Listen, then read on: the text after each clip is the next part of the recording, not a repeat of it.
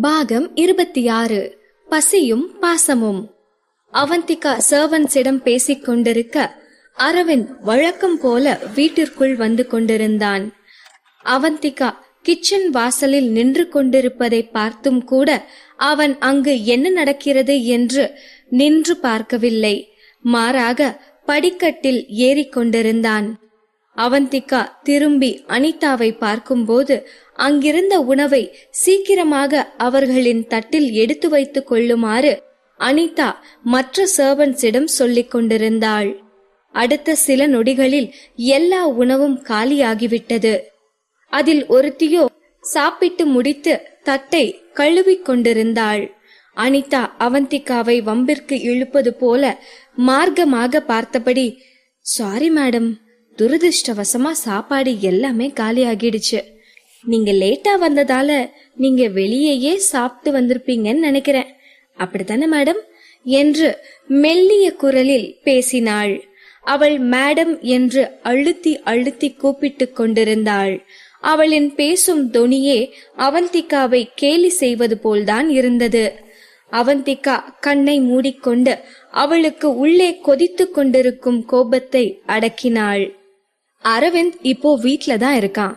இந்த சமயத்துல அவ சர்வன்ஸ் கூட பிரச்சனை பண்ணா அத அரவிந்துக்கு அவள் மேல இருக்க கோபத்தை இன்னும் தான் அதிகப்படுத்தும் என்று தெளிவாக யோசித்தாள். இதை வேறு வழியில்தான் டீல் செய்ய வேண்டும் என்று நினைத்து கொண்டு அமைதியானாள். அனிதா கிச்சனில் இருந்து போகும் வரை பொறுமையாக இருந்தவள் அவள் போனதும் ஃப்ரிட்ஜில் ஏதாவது இருக்கிறதா என்று திறந்து பார்த்தாள். ஆனால் ஃப்ரிட்ஜில் சாப்பிட ஒன்றுமே இல்லாமல் இருப்பதை பார்த்ததும் அவள் கண்களையே அவளால் நம்ப முடியவில்லை. இவ்வளவு பெரிய பங்களாவில் இத்தனை பெரிய பணக்காரனின் கிச்சனில் இருக்கும் ஃப்ரிட்ஜில் சாப்பிடுவதற்கு எதுவும் இருக்கவில்லை என்று சொன்னால் யாராவது நம்புவார்களா? அவள் இப்பொழுது சமைக்க ஆரம்பித்தால் அந்த சத்தம் கேட்டு நிச்சயமாக அரவிந்த் அங்கு வந்து விடுவான் என்பதால் சமைக்க வேண்டாம் என்று முடிவெடுத்தாள் அவந்திகா. இரவு உணவை தவிர்ப்பது மூலம் அவளின் வெயிட்டை குறைக்க அது உதவும் என்று தனக்கு தானே சமாதானம் சொல்லிக் கொண்டாள். அவந்திகா மாடிக்கு சென்றாள். ஆனால் அவள் இப்பொழுது எங்கு செல்வது? மாஸ்டர் பெட்ரூமுக்கா இல்லை கெஸ்ட் ரூமுக்கா? இப்படி அவள் மாஸ்டர் பெட்ரூம் வாசலில் நின்று கொண்டு யோசித்துக் கொண்டிருக்கும் போதே திடீரென்று அந்த ரூமின் கதவு திறக்கப்பட்டது. குளித்துவிட்டு நைட் டிரெஸ்ஸை போட்டுக்கொண்டு வெளியில் வந்தான் அரவிந்த். அவள் நிற்பது தெரியாமல் அவந்திகா மீது வந்து மோதினான். அவன் வந்து இடித்ததும் வேகமாக பின்னால் நகர்ந்து கொண்டாள் அவந்திகா. உடனடியாக திரும்பி கெஸ்ட் ரூமுக்கு போவதற்காக அங்கிருந்து நகர்ந்தாள். அவள் அங்கிருந்து 2 அடி கூட எடுத்து வைத்திருக்க மாட்டாள். அதற்குள் அரவிந்தின் குரல் அவளை தடுத்தது. கதவு இங்கிருக்கு என்று அவன் கூறவும் அவன் கூற வருவதை புரிந்து கொண்டவளாய் திருவென முழித்துக் கொண்டு ஆமல என்று கூறிவிட்டு ரூமுக்குள் சென்றாள். அரவிந்தும் அதே ரூமில் தான் இருக்கிறான் என்று நினைக்கும் போதே அவந்திகாவிற்கு சங்கடமாக இருந்தது. வேகமாக குளித்துவிட்டு நைட் டிரெஸ்ஸை போட்டுக்கொண்டு அமைதியாக பெட்டில் படுத்துக் கொண்டாள். அவள் ஒரு பக்கமாக திரும்பி படுத்துக் கொண்டிருந்ததால் அவளுக்கு பின்புறத்தில் இருந்த அரவிந்த் என்ன செய்கிறான் என்பது அவந்திகாவிற்கு தெரியவில்லை. அதனால் அவளின் போனை எடுத்து மெதுவாக ஃப்ரண்ட் கேமராவை ஆன் செய்து போனை மேலே தூக்கி பார்த்தாள். அவளின் புது போனை அரவிந்த் உடைத்து விட்டதால் அவள் ஏற்கனவே யூஸ் பண்ணி கொண்டிருந்த அவளின் பழைய போனை தான் இப்பொழுதும் யூஸ் பண்ணி கொண்டிருக்கிறாள். அவள் கிளாரிட்டியான புது போனை யூஸ் பண்ணி கொண்டிருந்ததால் இந்த மாதிரி ஓல்டு மாடலை திரும்பவும் யூஸ் செய்வதில் அவளுக்கு கொஞ்சம் சிரமமாக இருந்தது. ஃப்ரண்ட் கேமராவில் பார்க்கும் பொழுது அலை அலையாக தெளிவில்லாமல் தான் தெரிந்து கொண்டிருந்தது. அவன் பெட்டின் அந்த பக்கமாக நின்று கொண்டிருப்பதை காட்டியது போனின் கேமரா. அவள் இன்னும் க்ளோஸாக அவன் என்ன செய்கிறான் என்பதை வாட்ச் செய்ய அப்படியும் இப்படியுமாக அசைந்து கொண்டு போனை நகர்த்தி கொண்டிருக்க திடீரென்று அவன் கண்கள் அவளை உற்று பார்ப்பது போல் இருக்கவும் பயத்தில் போனை சட்டென்று கீழே தவறவிட்டாள். அந்த போனோ அவந்திகாவின் முகத்தின் மீதே வேகமாக வந்து விழுந்தது. ஆ என்று அலறியவள் வேகமாக எழுந்து உட்கார்ந்தாள். அவந்திகாவின் மூக்கிலிருந்து ரத்தம் வழிந்தது. அவள் மூக்கை பிடித்து கொண்டு திரும்பி அரவிந்தை பார்த்தாள். அவன் வேகமாக அவள் அருகில் வந்து கொண்டிருந்தான். அதை பார்த்ததும் பெட்டிலிருந்து குதித்தவள் வேகமாக பாத்ரூமுக்குள் ஓடிக்கொண்டே, என் போனுக்கு என்னாச்சுன்னு பாருங்க சீக்கிரம் என்று கத்தினாள். இப்பொழுது அவளிடம் இருக்கும் ஒரே ஒரு போன் இதுதான். அவள் ஒரு ரிப்போர்ட்டர். அவள் செய்யும் வேலைக்கு அவளிடம் போன் இருந்தே ஆக வேண்டும். அதனால் மூக்கில் ரத்தம் வழிந்த நிலையிலும் அவள் போனுக்கு என்ன ஆனதோ என்கிற கவலைதான் அவளுக்கு பெரிதாக இருந்தது. மூக்கை நன்றாக தண்ணீர் ஊற்றி வாஷ் செய்து முடித்தாள் அவந்திகா.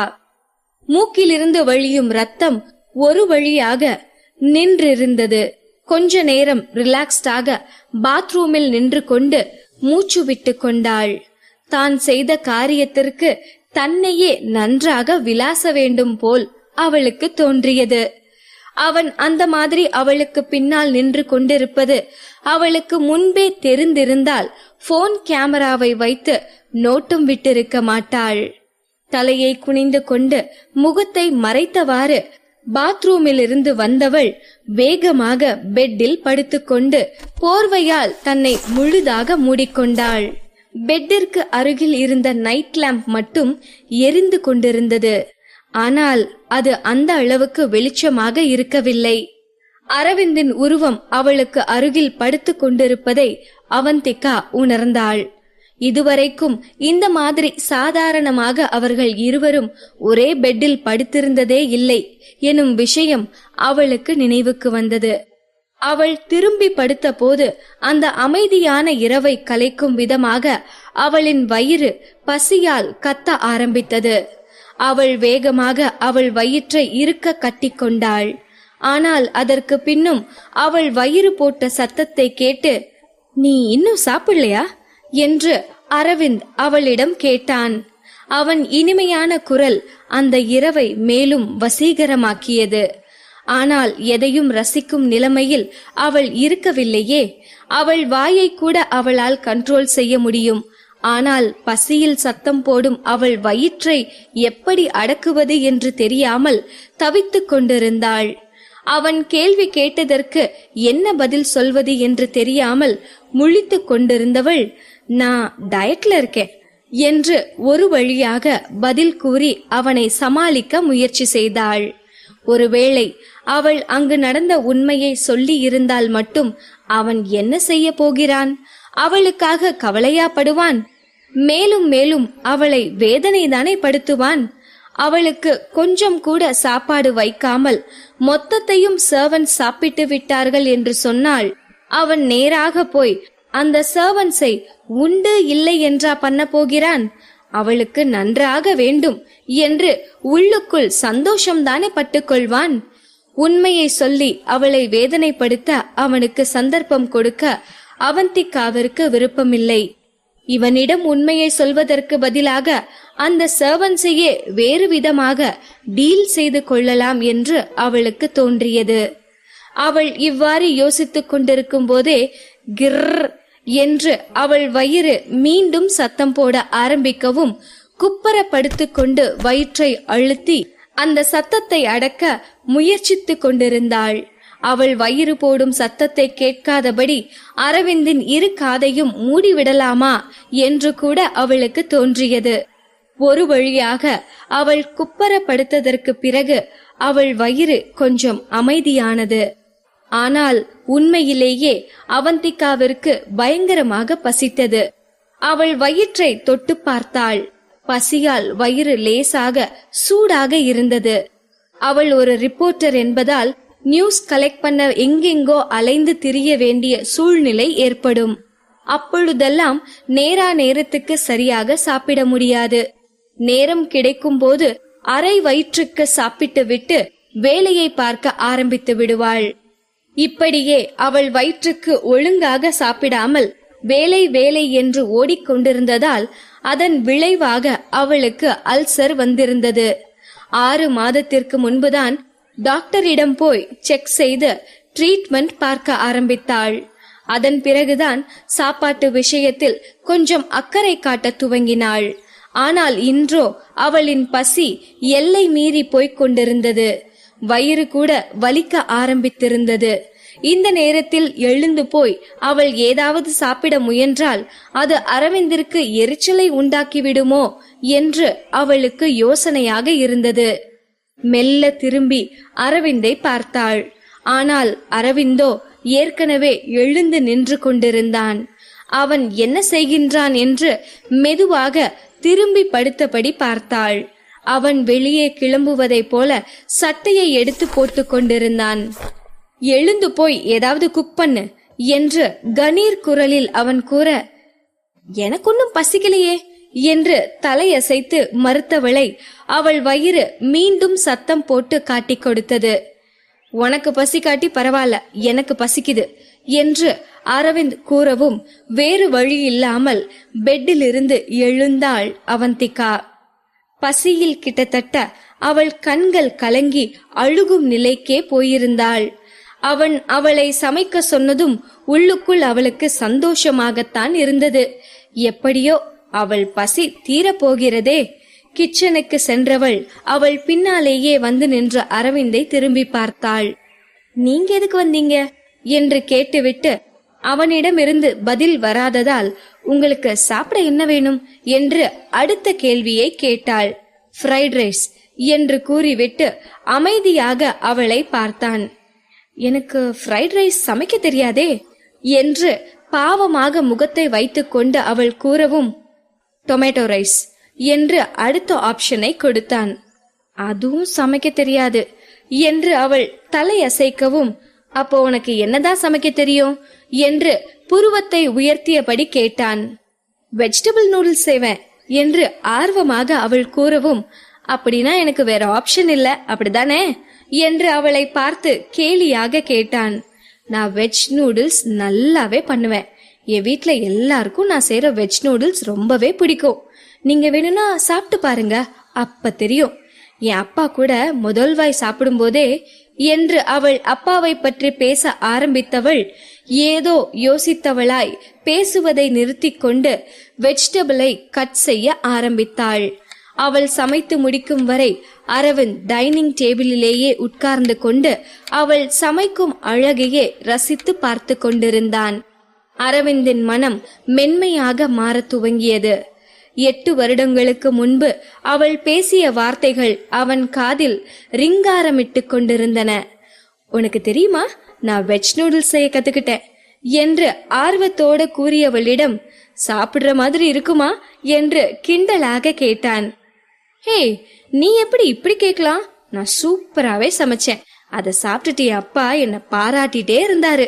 தட்டுல கொஞ்சம் கூட மிச்சம் வைக்காம ருசிச்சு ருசிச்சு சாப்பிட்டாரு தெரியுமா என்று விழிகள் விரிய பெருமிதமாய் கூறினாள்.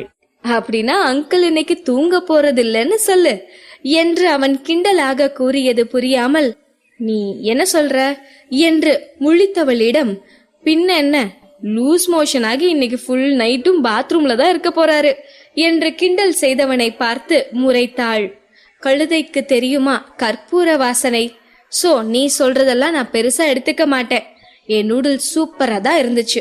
வேணும்னா உனக்கும் ஒரு நாள் செஞ்சு தரேன், அப்போ டேஸ்ட் பண்ணிட்டு சொல்லு என்று மிடுக்காக கூறியவளை பார்த்து கிண்டலாக கையெடுத்து கும்பிட்டான். வேணாமா, என் வயிறு ரொம்ப வீக்கு, உன்னோட நூடுல்ஸ்கெல்லாம் தாங்காது என்று பாவம் போல் பாவனை காட்டவும், உனக்கு ரொம்பத்தான் கொழுப்பு என்று கோபமாக அவன் கையை கிள்ளினாள். அவனுக்காக அவள் சமைத்து தருவதை சாப்பிட வேண்டும் என்று அவன் மனம் விரும்பியதுதான். ஆனால் அதை அன்று அவன் வெளிக்காட்டிக் கொள்ளவில்லை. அதற்கு பிறகு அவனுக்காக அவள் சமைத்து தருவதற்கான சந்தர்ப்பமும் கிடைக்காமலேயே போயிற்று. 8 வருடங்களுக்கு பிறகு இன்றுதான் அவனுக்காக சுட சுட நூடுல்ஸ் சமைத்து கொண்டு வந்து அவன் முன்னே வைத்திருக்கிறாள். அரவிந்த் நிமிர்ந்து அவளை பார்த்தான். சூடான நூடுல்ஸிலிருந்து ஆவி பறந்து கொண்டிருக்க அது அவள் முகத்தை மறைத்து கொண்டிருந்தது. 8 வருடங்களுக்கு முன்பிருந்த அவளது இளமையான முகம் அவன் நினைவுக்கு வந்தது. பாகம் 27. அவந்திகாவின் தடாலடி ஆக்ஷன். ஒரு வழியாக அவந்திகா நூடுல்ஸை செய்து முடித்து அரவிந்தின் முன் கொண்டு வந்து வைத்தாள். டேபிளின் மீதிருந்த 2 பவுலிலும் சுட சுட நூடுல்ஸ் நிரப்பப்பட்டு இருந்தது. அவந்திகா அரவிந்துக்கு ஸ்பூனை எடுத்து கொடுத்துவிட்டு அவளது பவுலில் இருந்த சூடான நூடுல்ஸை கண்கள் மின்ன பார்த்தாள். சுட சுட இருந்த நூடுல்ஸை ஒரு ஸ்பூன் எடுத்து வாயில் போட்டுக்கொண்டு ஊதி ஊதி சாப்பிட்டு முடித்த பிறகு அவளது பசி கொஞ்சம் அடங்கியது. சாப்பிட்டு கொண்டே அரவிந்தை பார்த்தாள். ஆனால் அவன் இன்னும் ஸ்பூனை கூட தொடாமல் நூடுல்ஸையே முறைத்து பார்த்து கொண்டிருந்தான். வாயிலிருந்த நூடுல்ஸை மென்று விழுங்கிவிட்டு, சார் தைரியமா சாப்பிடுங்க, என் நூடுல்ஸ் நல்லாவே இருக்கும். முதல்ல என் தம்பி கூட உங்களை மாதிரி தான் சாப்பிட யோசிச்சான். ஆனா சாப்பிட்ட அப்புறம் ரொம்ப டேஸ்டா இருக்குன்னு கேட்டு வாங்கி சாப்பிட்டான் என்று பெருமையாக கூறினாள். என்னோட நூடுல்ஸ் பிரமிக்க வைக்கிற அளவுக்கு இல்லைனாலும் நிச்சயம் இதை நீங்க ட்ரை பண்ணி பார்க்கலாம் என்று தலை குனிந்து கொண்டு மென்மையான குரலில் கூறினாள். பிளேட்டில் இருந்த ஸ்பூனை எடுத்து அவன் கையில் கொடுத்து விட்டு சாப்பிட்டு பாருங்க என்று நம்பிக்கையோடு கூறினாள். அவந்திகா ஒரு சின்ன குழந்தையை போல நடந்து கொண்டாள். ஆசையாக படம் வரைந்து விட்டு அதை அம்மாவிடம் காட்டி பாராட்டுக்காக காத்திருக்கும் குழந்தையைப் போலத்தான் அவன் பாராட்டுக்காக காத்திருந்தாள் அவந்திகா. அரவிந்த் ஒரு ஸ்பூன் நூடுல்ஸை எடுத்து சாப்பிட்டு பார்த்தான். சொல்ல போனால் ரொம்ப சுமாராகத்தான் அந்த நூடுல்ஸின் சுவை இருந்தது. வெஜிடபிள் எல்லாம் ஓவராக குக் ஆகி இருந்தது. மசாலாவின் சுவை கூட சுமாராகத்தான் இருந்தது. அவன் வாய்க்குள் நூடுல்ஸை வைத்துக்கொண்டு அவந்திகாவை பார்த்தான். அவளோ, அரவிந்த் சார் சூப்பரா இருக்கா என்று ஆர்வத்தோடு கேட்டாள். அவளின் கருமையான கண்களோ பிரகாசித்துக் கொண்டிருந்தது. அவள் பற்கள் பளபளத்து கொண்டிருக்க அவளை பார்க்கவே அத்தனை அழகாக இருந்தாள். அரவிந்தின் மனமோ ஒரு சில வினாடிகள் அவள் அழகில் கிறங்கி போயிருந்தது. சடனாக அவன் மனதின் தடுமாற்றத்தை உணர்ந்தவனுக்கு அந்த சூழ்நிலையை எப்படி எதிர்கொள்வது என்று தெரியாமல் சங்கடமாக உணர்ந்தான். அதற்கு மேல் அங்கு இருக்க முடியாமல் வேகமாக எழுந்து ஸ்பூனை டேபிளின் மீது வீசினான். இந்த நூடுல்ஸ முழுங்க கூட முடியல என்று கோபமாக கத்திவிட்டு மாடிக்கு போய்விட்டான். அவந்திகாவோ திறந்த வாயை மூடாமல் அவன் அங்கிருந்து போகும் வரை அவனையே பார்த்து கொண்டிருந்தாள். அவன் மாடிக்கு போன பிறகுதான் அவளுக்கு சுய நினைவே வந்தது. ஒரு ஸ்பூன் நூடுல்ஸை எடுத்து வாயில் போட்டு மெதுவாக மென்று விழுங்கினாள். அவளின் அப்பாவும் தம்பியும் சொன்னது போல அத்தனை ருசியாக இருக்கவில்லைதான். ஆனால் இவன் இந்த அளவுக்கு கோபப்பட்டு கத்தும் அளவுக்கு அவ்வளவு மோசமாகவும் இல்லையே. ஒருவேளை அவனுக்கு மூடு சரியில்லையோ, இல்லை நிஜமாகவே அவள் செய்த நூடுல்ஸ் தான் அவனை கோபப்படுத்தி இருக்குமோ என்று பலமாக யோசித்தவள் ஒரு கட்டத்தில் தலையை குலுக்கி அவள் யோசனையை கட்டுப்படுத்தி கொண்டாள். அவன் என்ன சொன்னால் என்ன, அவன் வாயிலிருந்து வந்த வார்த்தையை நினைத்து கொண்டு அவள் வருத்தப்பட அவசியமில்லையே. தனக்காகத்தானே இந்த நூடுல்ஸை செய்தாள். ஒரு வழியாக அவளின் பசி தீரப் போகிறது. சோ அவள் வேறு எதை பற்றியும் கவலைப்பட வேண்டிய தேவையில்லை என்று நினைத்து கொண்டு பவுலில் இருந்த நூடுல்ஸை கடகடவென சாப்பிட்டு முடித்தாள். அவந்திகாவின் பசி தீர்ந்து விட்டது. அவளுக்கு எதிரில் இருந்த இன்னொரு பவுலை பார்த்தாள். அதில் அரவிந்த் சாப்பிடாமல் அப்படியே வைத்துவிட்டு போன நூடுல்ஸ் இருந்தது. எப்படியும் இந்த சர்வன்ட்ஸ் இன்றைக்கு போல நாளை காலையும் அவளுக்கு சாப்பாடு வைக்காமல் அவளை வம்புக்கு இழுக்க பார்ப்பார்கள். அதிலும் குறிப்பாக அந்த அனிதா அவந்திகாவை கஷ்டப்படுத்தத்தான் முயற்சி செய்வாள். அதனால் மீதமிருந்த அந்த நூடுல்ஸை காலையில் சாப்பிட்டுக் கொள்ளலாம் என்று அதை ஃப்ரிட்ஜில் எடுத்து வைத்துவிட்டு ரூமுக்கு சென்றாள். அவள் ரூமுக்கு சென்ற போது அரவிந்த் ரூமில் இருக்கவில்லை. அவனை பற்றி பெரிதாக யோசித்துக் கொண்டிருக்காமல் படுத்ததும் தூங்கி போனாள். அரை மணி நேரம் கழித்து அரவிந்த் ஸ்டடி ரூமில் இருந்து வெளியே வந்தான். அவன் டைனிங் டேபிளுக்கு போய் பார்த்தபோது அவன் மீதம் வைத்திருந்த நூடுல்ஸ் பவுல் அங்கு இருக்கவில்லை. அங்கும் இங்குமாக தேடிக்கொண்டிருந்தவன் கடைசியில் ஃப்ரிட்ஜை திறந்து பார்த்தான். அவனை ஏமாற்றாமல் அந்த பவுல் அங்குதான் இருந்தது. அந்த நூடுல்ஸ் சுமாராகத்தான் இருந்தது. சிலருக்கு அந்த நூடுல்ஸின் சுவை பிடிக்காமல் கூட போகும். ஆனால் அப்படி இருந்தும் அந்த நூடுல்ஸை சாப்பிட வேண்டும் என்று ஏதோ ஒரு உணர்வு அவனை தூண்டிக் கொண்டிருந்தது. நூடுல்ஸை எடுத்துக்கொண்டு டைனிங் டேபிளில் அமர்ந்தான். ஒவ்வொரு வாயாக ருசித்து சாப்பிட ஆரம்பித்தான். ஃப்ரிட்ஜில் வைத்திருந்ததால் சில்லென்று இருந்த அந்த நூடுல்ஸில் எந்த சுவையும் தெரியவில்லைதான். இருந்தாலும் அதை சாப்பிடுவதை அரவிந்தால் நிறுத்த முடியவில்லை. அவன் என்ன செய்து கொண்டிருக்கிறான் என்று அவன் உணர்வதற்கு முன்பே அந்த பவுலில் இருந்த நூடுல்ஸ் மொத்தத்தையும் சாப்பிட்டு முடித்திருந்தான். வெறும் பவுலை டேபிளின் மீது வைத்தவன் மனம் தனிமையை உணர்ந்தது. இனம் புரியாத வேதனை அவன் மனதை ஆக்கிரமித்தது. அடுத்த நாள் காலை தூக்கத்திலிருந்து எழுந்த அவந்திகா அவளுக்கு அருகில் பார்த்தாள். ஆனால் அரவிந்தோ அங்கு இருக்கவில்லை. அப்படியென்றால் நேற்று இரவு ஸ்டடி ரூமுக்கு போனவன் இப்பொழுது வரை திரும்பி வரவில்லை என்று அவளுக்கு புரிந்தது. அதை நினைத்து அவளுக்கு வருத்தமாக இருந்தது. ஆனாலும் சில வினாடிகளில் சுதாரித்து கொண்டவள் எழுந்து குளித்து ரெடியாகி ஹாலுக்கு வந்தாள். சர்வன்ட்ஸ் வீட்டை கிளீன் செய்து கொண்டிருந்தனர். அவர்கள் இன்னும் பிரேக்ஃபாஸ்டை தயார் செய்திருக்கவில்லை என்பது அவளுக்கு புரிந்தது. நேற்று இரவு முன்னெச்சரிக்கையாக ஃப்ரிட்ஜில் எடுத்து வைத்த நூடுல்ஸை எடுக்க போனாள். ஆனால் அங்கு அந்த பவுல் இருக்கவில்லை. அங்கும் இங்குமாக தேடியவள் டைனிங் டேபிளின் மீது காலியாக வைக்கப்பட்டிருந்த பவுலை பார்த்தாள். அதில் அந்த நூடுல்ஸின் சூப் மட்டும்தான் மீதம் இருந்தது. அதை பார்த்து கடுப்பானவள், யார் என் நூடுல்ஸை திருட்டுத்தனமா எடுத்து சாப்பிட்டது என்று கோபத்தோடு கத்தினாள். அவந்திகா இடுப்பில் கையை வைத்துக்கொண்டு கோபத்தில் கத்திக் கொண்டிருந்தாள். சரி, யாரோ நூடுல்ஸை எடுத்து திருட்டுத்தனமாக சாப்பிட்டு இருப்பதாகவே வைத்துக் கொண்டாலும் மொத்த நூடுல்ஸையும் காலி செய்தவர் மீதமிருந்த சூப்பையும் குடித்துவிட்டு பவுலை சிங்கில் போட்டுவிட்டு போக வேண்டியதுதானே. எதற்காக இந்த சூப்பை மட்டும் மிச்சம் வைக்க வேண்டும்? அதையும் எதற்காக டைனிங் டேபிளின் மீது அப்படியே வைத்துவிட்டு போக வேண்டும்? அப்படி என்றால் அவளை வம்பிழுக்கும் நோக்கத்தில் வேண்டுமென்றே யாரோ செய்திருக்கும் வேலையாகத்தானே இது இருக்கும். அவந்திகா கத்திக் கொண்டிருக்க டைனிங் டேபிளை கிளீன் செய்ய வந்த அனிதா, உங்க நூடுல்ஸை யாரு திருட்டுத்தனமா வந்து சாப்பிட போறாங்க? நடுராத்திரி யாருக்கும் தெரியாம வந்து நூடுல்ஸை சாப்பிட தெரியுதுல்ல, அப்படியே அந்த பவுலையும் கிளீன் பண்ணி வச்சுட்டு போக வேண்டியதானே, அதை மட்டும் எதுக்கு டைனிங் டேபிள் மேல வச்சிருக்கீங்க என்று நக்கலாக கேட்டவளை பார்த்து அவந்திகா முறைத்தாள். நான் நேத்து 2 பவுல்ல நூடுல்ஸ் வச்சிருந்தேன். ஒன்ன நைட்டு சாப்பிட்டுட்டு இன்னொன்ன காலையில சாப்பிடலான்னு வச்சிருந்தேன்.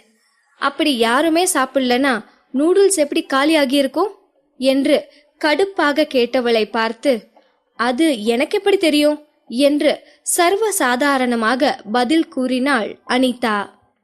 உனக்கு தெரியாதா? அப்படின்னா காக்கா குருவி வந்து என் நூடுல்ஸ் சாப்பிட்டுருக்குமா என்று கோபத்தில் அவள் கத்திக் கொண்டிருக்க மாடியிலிருந்து இருமல் சத்தம் கேட்டது. அவந்திகா திரும்பி பார்க்கும் போது படியில் அரவிந்த் நின்று கொண்டிருந்தான். அவனை பார்த்த பிறகு அவந்திகாவிற்கு பேச்சு வரவில்லை. வார்த்தைகள் தொண்டையிலேயே சிக்கிக் கொண்டன. இவ்வளவு நேரமாக அவள் பேசியதையெல்லாம் அவன் கேட்டிருப்பானோ? ஒருவேளை அவன் கேட்டிருந்தால் அவந்திகாவை பற்றி அவன் என்ன நினைப்பான்? கேவலம் ஒரு பவுல் நூடுல்ஸுக்காக வேலையாட்களிடம் வெட்கமே இல்லாமல் சண்டை போட்டு கொண்டிருக்கிறாள் என்றுதானே எரிச்சல் படுவான். அதுவும் அவள் பேசிய வார்த்தைகள் அவளை பற்றி மேலும் கேவலமாகத்தானே அவனை யோசிக்க வைக்கும். அவள் இவ்வாறு யோசித்துக் கொண்டிருக்க படியிலிருந்து இறங்கி வந்தான் அரவிந்த். அவனை பார்த்ததும் அவன் அருகே ஓடிப்போய் அவனுக்கு மிக நெருக்கமாக நின்ற அனிதா, சார், மரியாக்கா போன் பண்ணாங்க. பெரிய மேடம் உங்களை பிரேக்ஃபாஸ்ட் சாப்பிட அந்த வீட்டுக்கு வர சொன்னதா சொன்னாங்க என்று குழைந்து கொண்டு கூறினாள். அரவிந்த் கோட்டை எடுத்து கொண்டு வந்து அனிதா கொடுக்க அதை போட்டுக்கொண்டு அவன் அங்கிருந்து கிளம்பினான். அவன் அங்கிருந்து கிளம்பியதும் தான் அவந்திகாவிற்கு நிம்மதியானது. அப்படியென்றால் அவந்திகா இவ்வளவு நேரமாக பேசியதெல்லாம் அவன் கேட்டிருக்க மாட்டான் என்று நினைத்து கொண்டாள். அவள் இப்படி யோசித்துக் கொண்டிருக்க கதவருகில் நின்று கொண்டு ஷூவை போட்டு கொண்டிருந்தவன் சடனாக திரும்பி அவந்திகாவை பார்த்தான். அவந்திகா என்று அவளை கூப்பிடவும் எஸ் என்று உடனடியாக பதில் கூறியவள் அவன் அடுத்து என்ன சொல்ல போகிறானோ என்று பதற்றத்தோடு அவனையே பார்த்து கொண்டிருந்தாள். லட்சியம் படத்தோட அசிஸ்டன்ட் டைரக்டர் நேம் என்ன என்று அவன் கேட்கவும் சுரேகா என்று பதில் கூறினாள். சத்தமா சொல்லு, எனக்கு கேட்கல என்று அவன் கூறவும் மீண்டும் சுரேகா என்று கத்தினாள். புரியல, ஸ்பெல் பண்ணு என்று திரும்ப திரும்ப அவன் கேட்கவும் சு-ரே-கா என்று அவள் கத்தி கடைசி லெட்டரை திரும்ப தெளிவா சொல்லு என்று அவன் வேண்டுமென்றே கேட்க அவந்திகாவும் அவன் நோக்கம் புரியாமல் கா கா என்று கத்தினாள். அவள் கா கா கா என்று கத்தி முடித்ததும் திருப்தியானவன் போல் ஓகே என்று கூறிவிட்டு அங்கிருந்து கிளம்பினான். அவன் நடிக்கும் படம், அந்த படத்தின் அசிஸ்டன்ட் டைரக்டர் யாரென்று அவனுக்கு தெரியாமல் போக வாய்ப்பில்லையே. பிறகு எதற்கு அவளிடம் பேர் கேட்டான் என்று தீவிரமாக யோசித்தவளுக்கு தாமதமாகத்தான் அவன் நோக்கம் என்னவென்று புரிந்தது. அவளை காக்கா போல கத்த வைக்கத்தான் அவன் இந்த மாதிரியெல்லாம் செய்திருக்கிறான் என்று புரிந்தவளுக்கு அவன் நோக்கம் தெரியாமல் அவளும் முட்டாள்தனமாக கத்திவிட்டதை நினைத்து எரிச்சல் பட்டு கொண்டாள். அரவிந்த் போவதற்காகவே காத்து கொண்டிருந்த அனிதா அவன் அங்கிருந்து சென்று விட்டதை உறுதி செய்து கொண்ட பின்பு அவந்திகாவிடம் திமிராக பேச ஆரம்பித்தாள். ஒரு பவுல் நூடுல்ஸுக்காக எதுக்கு இவ்ளோ கேவலமா கத்தி ஆர்ப்பாட்டம் பண்ற? உன் கை நல்லா தானே இருக்கு, உனக்கு என்ன வேணுமோ அதை நீயே சமைச்சு சாப்பிட வேண்டியதானே என்று அவளை அவமானப்படுத்தும் நோக்கத்தில் மரியாதை இல்லாமல் அவள் பேசவும் அவந்திகா அவளை பார்த்து அர்த்தத்தோடு சிரித்தாள். அனிதா, நீ உண்மையிலேயே என்ன வம்பு கிழக்கணும்னு ஆசைப்படுறியா என்று கோபத்தோடு அவள் கேட்கவும் பலமாக சிரித்தாள் அனிதா. என்ன சொல்ற? எனக்கு புரியல. உன்னை நான் எதுக்கு வம்பு கிழக்க போறேன் என்று கூறிவிட்டு ஒன்றும் புரியாதவள் போல அவந்திகாவை பார்த்தாள். பிறகு அவளுக்கு அருகில் நின்று கொண்டிருந்த சசியிடம், சிலருக்கு ஞாபக மறதி அளவுக்கு அதிகமாவே இருக்கும் போல, அதான் அவங்க எந்த வகையில ஆடம்பரமான வாழ்க்கைய அனுபவிச்சுட்டு இருக்காங்கன்னு மறந்துட்டு ஏதோ பிறந்ததுல இருந்தே கோடீஸ்வரி மாதிரி நடந்துக்கிறாங்க என்று நேரடியாகவே அவந்திகாவை தாக்கினாள். இந்த வார்த்தைகளை கேட்டதும் அவந்திகாவிற்கு கோபம் சுர்ரென்று தலைக்கு ஏறியது. அதற்கு மேல் அனிதாவை பொறுத்து கொண்டு போகும் அளவுக்கு அவந்திகாவிற்கு சகிப்புத்தன்மை இல்லாததால் வேகமாக கிச்சனுக்கு சென்று அங்கிருந்த பெரிய டம்ளரில் பாலை ஊற்றிக்கொண்டு அனிதாவிற்கு முன்னால் வந்து நின்றாள். அனிதாவை பார்த்து அர்த்தத்தோடு சிரித்து கொண்டே பால் கிளாஸ் இருந்த கையை சாய்த்தாள். கிளாஸில் இருந்த மொத்த பாலும் கீழே கொட்டியது. ஹாலில் போட்டிருந்த கார்பெட்டில் சிவப்பு மற்றும் வெள்ளை நிறம் கலந்த பூக்கள் டிசைன் போடப்பட்டிருந்தது. அந்த கார்பெட்டில் கொட்டிய பாலை சுத்தம் செய்வது என்பது அத்தனை சுலபமான காரியமில்லை. வேண்டுமென்றேதான் அவந்திகா அப்படி செய்தாள். அவந்திகாவை பார்த்து, என்ன பண்ணி வச்சிருக்க என்று அதிர்ச்சியில் அலறிய அனிதாவை பார்த்து நக்கலாக சிரித்தாள் அவந்திகா. அச்சச்சோ, சாரி, நான் கிளாஸ் சரியா பிடிக்கல, அதான் பால் கொட்டிடுச்சு. நீ என்ன பண்றனா, அரவிந்த் திரும்ப வர்றதுக்குள்ள சீக்கிரமா இத கிளீன் பண்ணிடு, இல்லனா இத பார்த்து அரவிந்த் யார திட்டுவார்னு உனக்கே தெரியும் என்று கூறிவிட்டு அனிதாவை பார்த்து ஐயோ பாவம் என்று உச்சி கொட்டினாள். அவந்திகாவின் இந்த தடாலடி ஆக்ஷனை எதிர்பார்க்காத அனிதாவோ ஷாக் ஆகி நின்று கொண்டிருந்தாள்.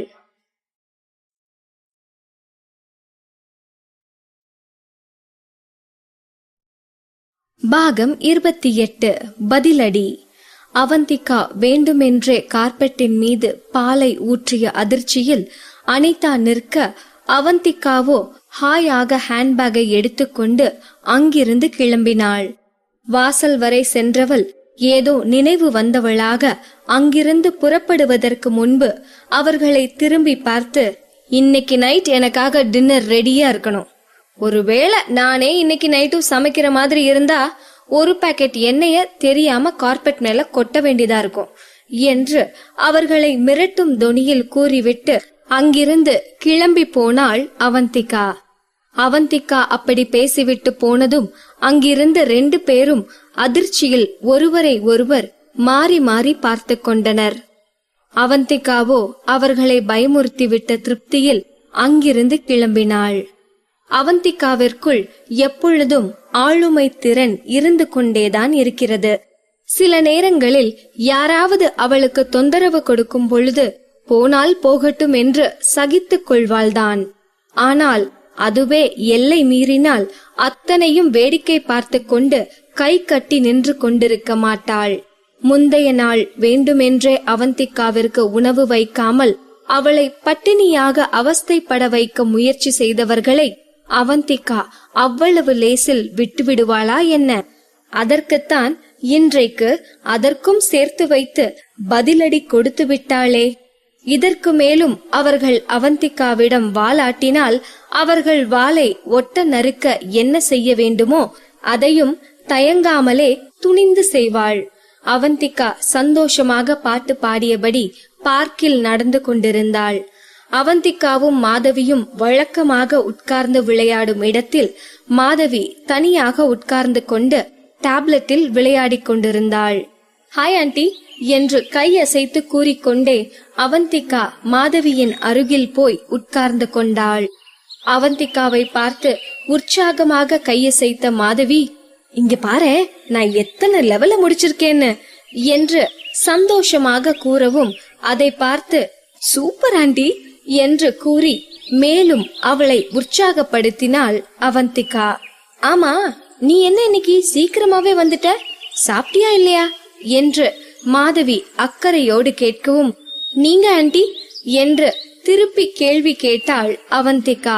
நான் என் பையன் கூட சேர்ந்து சாப்பிட வெயிட் பண்ணிட்டு இருக்கேன். நீ இன்னும் சாப்பிடலனா என் கூட என் வீட்டுக்கு வாயேன். எங்க வீட்டுல சாப்பாடு வெரைட்டியா சூப்பரா இருக்கும் என்று ஆர்வத்தோடு கேட்டாள். இல்ல ஆண்டி பரவாயில்ல என்று உடனே அவந்திகா மறுக்கவும் மாதவி அவளை அதற்கு மேல் வற்புறுத்தவில்லை. அவர்கள் இருவரும் விளையாட ஆரம்பித்தனர். சிறிது நேரத்திற்கு பிறகு அந்த வழியாக போனவர்கள் பேசிக் கொண்டிருந்தது அவர்கள் காதில் விழுந்தது. என் பேத்தி எப்ப பார்த்தாலும் ஆக்டர் அரவிந்த பத்தி தான் பேசிட்டு இருப்பா. நேத்து நியூஸ் பேப்பர்ல அந்த பையனோட போட்டோ பார்த்தேன். ரொம்ப லட்சணமா அழகாவே இருந்தான். அவன் பெரிய ஸ்டார் தெரியுமா என்று வயதான பெண் சிலாகித்தபடி கூறிக்கொண்டிருந்தாள். ஆமாமா, நானும் கேள்விப்பட்டேன். அந்த பையன் கொஞ்ச வருஷத்திலேயே பெரிய அளவுல ஃபேமஸ் ஆகிட்டானாமே என்று அந்த வயதான பெண்ணோடு கூட வந்து கொண்டிருந்த மற்றொரு பெண்ணும் அரவிந்தை பற்றி பேசிக் கொண்டிருந்தாள். அரவிந்தை பற்றி அவர்கள் புகழ்ந்து பேசிக் கொண்டிருந்ததை கேட்ட மாதவி அவந்திகாவிடம் திரும்பி, உனக்கு ஆக்டர் அரவிந்த பிடிக்குமா என்று ஆர்வத்தோடு கேட்டாள். எல்லா ஆக்டரும் படத்துல அவங்களுக்கு கொடுக்கிற கதாபாத்திரத்தை சிறப்பா நடிக்கிறாங்க. படத்துல பாக்குற அந்த கேரக்டரை வச்சுதான் மக்களும் அவங்கள விரும்புறாங்க. ஆனா நிஜத்துல அவங்க எந்த அளவுக்கு மோசமானவங்கன்னு யாருக்கு தெரிய போகுது என்று அரவிந்த் அவந்திகாவிடம் நடந்து கொள்ளும் விதத்தை மனதில் வைத்துக்கொண்டு அவள் பேசினாள். அவந்திகா அப்படி பேசியதும் தன் மனதை புரிந்து கொள்ள சரியான நட்பு கிடைத்து விட்டது என்கிற சந்தோஷத்தில் உணர்ச்சி வசப்பட்ட மாதவி அவளின் கைகளை பிடித்து கொண்டு, நீ சொல்றது சரிதான், நான் கூட கேள்விப்பட்டிருக்கேன். அந்த பையனுக்கு சட்டு சட்டுன்னு கோபம் வந்துடுமா, யார் ஃபீலிங் பத்தியும் யோசிக்க மாட்டானா, எந்த உணர்ச்சியும் இல்லாம கல்லு மாதிரி அப்படியே இருப்பானா என்று தன் மனதில் இருந்ததை எல்லாம் வெளிப்படையாக கொட்டி தீர்த்தாள். மாதவி இப்படி அரவிந்தை பற்றி கூறியதில் அவந்திகாவிற்கு எந்த சந்தேகமும் இருக்கவில்லை. எல்லாவற்றிற்கும் மேலாக மாதவி அரவிந்த் வீட்டிற்கு அருகில்தானே இருக்கிறாள். அதனால் அவளுக்கு அவனை பற்றிய உண்மைகள் தெரிய பெரும்பாலும் வாய்ப்பிருக்கிறது என்று நினைத்து கொண்டாள். சரிதான் ஆண்டி, நான் ஒரு ரிப்போர்ட்டர் ஆச்சே, எனக்கும் அவரை பத்தி நல்லாவே தெரியும். எனக்கு மட்டும் இல்ல, ரிப்போர்ட்டர் சர்க்கிள்ல இருக்கிற எல்லாருக்குமே நல்லாவே தெரியும். அவருக்கு கோபம் அதிகமாவே வரும். எப்பவும் உருனேதான் முகத்தை வச்சிருப்பாரு. திமிர் அதிகமாவே இருக்கு. அது மட்டுமா, அவருக்கு ஓவர் ஹெட் வெயிட் என்று அவனை பற்றி விளக்கி கூறினாள் அவந்திகா. ஓவர் ஹெட் வெயிட் என்று அரவிந்தை பற்றி அவந்திகா கூறியதும் மாதவியால் தன்னை கண்ட்ரோல் செய்ய முடியாமல் பலமாக சிரித்தாள். அவர்களுக்கு அருகில் நின்று கொண்டிருந்த வயதான பெரியவர் அவர்கள் பேசிக் கொண்டிருந்ததை கேட்டு அவர்கள் உரையாடலில் அவரும் கலந்து கொண்டார். எல்லாம் சரிதான், ஆனா பொண்ணுங்களை விட அவர் ரொம்ப அழகா இருக்காரே, ஒருவேளை பொண்ணுதானோ என்னவோ என்று அந்த பெரியவர் கூறியதை கேட்டு அவந்திகா கடுப்பானாள். அவர் கூறிய வார்த்தையை கேட்டதும் மாதவிக்கும் கோபம் வந்தது. பொண்ணுங்களை விட அவன் அழகா இருக்கிறதுனால உங்களுக்கு ஏதாவது பிரச்சனையா? அதுல என்ன குறை கண்டுபிடிச்சீங்க? ஒருவேளை அவனை பார்த்து உங்களுக்கு பொறாமையா இருக்கோ என்று எரிச்சலாக கேட்டாள் மாதவி. அங்கிள், உங்களுக்கு வயசாகிடுச்சுல, அதான் கண்ணு தெரியாம போயிடுச்சுன்னு நினைக்கிறேன். எதுக்கும் ஒரு முறை உங்க கண் பார்வைய போய் செக் செஞ்சு பாத்துக்கோங்க. அதை விட்டுட்டு இப்படி ஏதாவது உளறிட்டு இருக்காதீங்க. முதல்ல எனக்கு ஒரு விஷயத்த சொல்லுங்க, அரவிந்த் தலையில இருந்து கால் வரை எந்த இடத்துல அவர் பொண்ணு மாதிரி உங்களுக்கு தெரிஞ்சாரு என்று அவந்திகா ஆத்திரத்தோடு கேட்டாள். அவருக்கு கண் பார்வை பிரச்சனை மட்டும் இல்ல, மூளையிலயும் பிரச்சனை இருக்கு போல என்று மாதவி பதில் கூறவும் அவந்திகாவும் மாதவியும் ஒருவரை ஒருவர் பார்த்து கொண்டனர். ஆன்டி விடுங்க, இந்த மாதிரி புத்தி இல்லாதவங்க கூட ஆர்கியூ பண்ணி நம்ம எனர்ஜியை நாம எதுக்கு வேஸ்ட் பண்ணணும் என்று அவந்திகா கூறிய அதே சமயத்தில், விடுமா, இந்த மாதிரி அறிவில்லாதவங்க கூட பேசி நாம எதுக்கு நம்ம டைமை வேஸ்ட் பண்ணணும் என்று மாதவியும் கூறினாள். இருவரும் ஒரே நேரத்தில் அப்படி கூறியதும் அந்த வயதான நபரோ வாயடைத்து போய் நின்றார். அவர்கள் அரவிந்தை பற்றி கமெண்ட் செய்த மாதிரிதான் அவரும் கமெண்ட் செய்தார். ஆனால் திடீரென்று அவர்கள் இருவரும் ஏன் இந்த அளவுக்கு இமோஷனலாக அவரை திட்டிக் கொண்டிருக்கிறார்கள் என்று புரியாமல் குழம்பி போனார் அந்த பெரியவர். அவர்கள் இருவருமே அரவிந்தை திட்டிக் கொண்டுதான் இருந்தார்கள். ஆனால் ஒருவர் அரவிந்தை இன்சல்ட் செய்யும் விதமாக பேசியதும் இருவருமே அதை பொறுத்து கொள்ள முடியாமல் அவரோடு சண்டைக்கு நிற்கிறார்கள். அந்த சம்பவத்தை வைத்து மாதவியும் தன்னை போலவே யோசிக்கிறாள் என்று அவந்திகாவிற்கு தோன்றியது. மாதவியை பார்க்கும் பொழுது அம்மாவோடு இருப்பது போன்ற உணர்வு அவந்திகாவிற்கு தோன்றிக் கொண்டிருக்க அவளை அறியாமலேயே மாதவியோடு நெருக்கமானாள். இருவரும் அங்கிருந்து நடக்க ஆரம்பித்தனர். சிறிது நேரத்திற்கு பிறகு அந்த சம்பவத்தை நினைத்து இருவருக்கும் சிரிப்பு வந்தது. ஆண்டி, கடைசியில நீங்களும் அரவிந்தோட ரசிகையாகிட்டீங்க போல என்று சிரித்து கொண்டே கேட்டாள் அவந்திகா. அவள் அப்படி கேட்டதும் மாதவிக்கு என்ன பதில் சொல்வது என்றே புரியவில்லை. ஆனால் அவள் கேட்டதற்கு பதில் சொல்லாமல், அப்படின்னா நீயும் அவனோட ரசிகன்னு சொல்லு என்று அவந்திகாவை பார்த்து கிண்டலாக கேட்டாள். அதற்கு மேல் இந்த டாபிக்கை மேற்கொண்டு பேச விரும்பாத அவந்திகா, ஆன்டி எனக்கு லேட் ஆச்சு, நான் கிளம்பியாகணும், நாம அப்புறமா விளையாடுவோம் என்று கூறிவிட்டு அங்கிருந்து கிளம்ப நினைத்தாள். ஓகே, இன்னைக்கு நைட்டு நீ என் வீட்டுக்கு டின்னர் சாப்பிட வரணும், சரியா என்று மாதவி கண்டிப்பான குரலில் கூறவும் உடனடியாக அதை மறுக்க நினைத்து, இல்ல ஆண்டி என்று பேச ஆரம்பித்தவளை மாதவியின் குரல் தடுத்தது. நீ எதுவும் சொல்லக்கூடாது, என் சார்பா என் பையனை கண்டிக்கிறேன்னு நீ எனக்கு ப்ராமிஸ் பண்ணதானே? இன்னைக்கு நைட் என் பையனும் டின்னருக்கு வருவான், சோ நீ கண்டிப்பா வர என்று கண்டிஷனாக மாதவி கூறவும் வேறு வழி இல்லாமல் அவந்திகா சம்மதித்தாள். அவந்திகாவிற்கு தெரிந்தவரை மாதவி எதையும் வெளிப்படையாக பேசும் கேரக்டர் தான். அது மட்டும் இல்லாமல் நல்லவளாகவும் இருக்கிறாள். அப்படி இருக்க எப்படி அவள் மகனும் மருமகளும் கொஞ்சம் கூட யோசிக்காமல் அவளை தனியாக விலக்கி வைத்திருக்கிறார்கள் என்று யோசித்து வருத்தப்பட்டு கொண்டாள். மாதவியும் அவந்திகாவும் தங்களின் மொபைல் நம்பரை ஷேர் செய்து கொண்டதும் அங்கிருந்து கிளம்பினர். மாதவி வீட்டுக்கு போனபோது அரவிந்த் ஏற்கனவே அங்கு வந்திருந்தான். டைனிங் டேபிளில் உட்கார்ந்து கொண்டிருந்தவனை பார்த்ததும் வேகமாக அவன் முன்னே சென்று நின்றவள், அரவிந்த், உனக்கு ஞாபகம் இருக்கா? நேத்து ஒரு பொண்ண பத்தி உன்கிட்ட சொன்னனே, அவளை இன்னைக்கும் பார்க்கல பார்த்தேன். அவ உன்னோட ரசிகையாம். இந்நேரம் உனக்கு மட்டும் கல்யாணம் ஆகாம இருந்திருந்தா எவ்வளவு நல்லா இருக்கும். நீ மட்டும் அவளை கல்யாணம் பண்ணியிருந்தா தினமும் அவ கூட கேம் விளையாடிட்டு இருப்பேனே என்று உற்சாகமாக கூறிக்கொண்டிருந்தவளை பார்த்தான் அரவிந்த். அவள் பேசியதற்கு எந்த ரியாக்டும் பண்ணாமல், அம்மா நான் சாப்பிட்டேன், கிளம்புறேன் என்று கூறிவிட்டு அங்கிருந்து அவன் கிளம்ப, இன்னைக்கு நைட் 8 மணிக்கு டின்னர் சாப்பிட வந்துடு, மறந்துடாத என்று அவசரமாக கூறினாள் மாதவி. சரி என்று தலையசைத்து விட்டு அங்கிருந்து கிளம்பினான் அரவிந்த். அவந்திகா மட்டும் இன்னைக்கு நைட் இங்கு வந்தால், அதுவும் ஃபேமஸ் ஆக்டர் அரவிந்த் இங்கு இருப்பதை பார்த்தால் அதிர்ச்சியில் அவள் கண்கள் தரையிலேயே விழுந்துவிடும் என்று நினைத்து கைதட்டி சிரித்து கொண்டாள். தீவிர ரசிகை தான் விரும்பும் ஆக்டரை எதிர்பாராமல் சந்தித்தால் அந்த சர்ப்ரைஸ் எப்படி இருக்கும்? அப்படி ஒரு சர்ப்ரைஸை தான் மாதவி அவந்திகாவிற்கு கொடுக்க நினைத்தாள். அவந்திகா சர்ப்ரைஸ் ஆக போகும் அந்த காட்சியை நினைத்து பார்த்ததும் மாதவியால் சிரிப்பை அடக்க முடியவில்லை. அவந்திகாவோ ஆபீஸுக்கு வந்து சேர்ந்திருந்தாள். அவந்திகா வந்ததும் வராததுமாக அவள் கையை பிடித்து கொண்ட ராகினி, அவந்திகா ப்ளீஸ் எனக்கு ஒரு ஹெல்ப் பண்றியா என்று கெஞ்சினாள். அவந்திகா அவள் சீட்டில் உட்கார்ந்தபடி, என்னாச்சு என்று ராகினியிடம் விசாரித்தாள். ராகினியின் முகம் கலவரமடைந்திருந்தது. பிலிம் ஸ்டுடியோல கனிகாவோட நடவடிக்கையே சரியில்லை, அவ எனக்கு கோஆபரேட் பண்ண மாட்டேங்கிறா என்று பீதியோடு கூறினாள். முதல்ல என்ன விஷயம்னு தெளிவா சொல்லு என்று அவந்திகா கேட்கவும் அழுதபடியே கூற ஆரம்பித்தாள் ராகினி. நம்ம நியூஸ் ஏஜென்சி 2 மாசத்துக்கு முன்னாடி மேகசின் கவர் ஷூட்டுக்காக அவளை அப்ரோச் பண்ணாங்க. அப்போல்லாம் அவ இந்த மாதிரி கோபப்படல, என்னோட நல்லாதான் ஒர்க் பண்ணிட்டு இருந்தா. ஆனா போன மாசம் ஆக்டர் அரவிந்தோட அவ நடிச்ச படம் தியேட்டர்ல ரிலீஸ் ஆனதும் அவளுக்கு நல்ல பேர் கிடைச்சது. அதனால இப்போ அவ நம்ம மேகசினை கேவலமா ட்ரீட் பண்றா.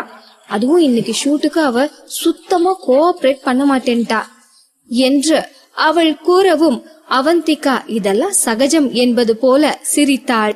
இந்த மாதிரி பர்சன் எல்லாம் கெஞ்சிக்கிட்டே பின்னாடியே சுத்தணும்னு என்ன அவசியம் இருக்கு?